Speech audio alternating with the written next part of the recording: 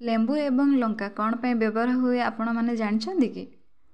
आपण माने भाबुथिबे एटा तो बहुत छोट जिनसटे लेंबू आ लंका तो खाइबा पे व्यवहार करा जाए।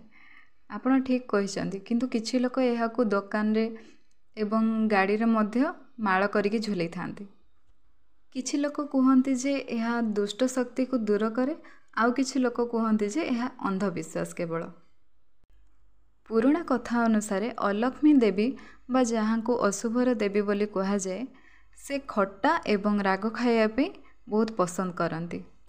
तेणु लोक भाविले तांकु जदि लेंबू लंका दिया जाए से संतुष्ट हेई आमर किछि भी अनिष्ट करिवेनी।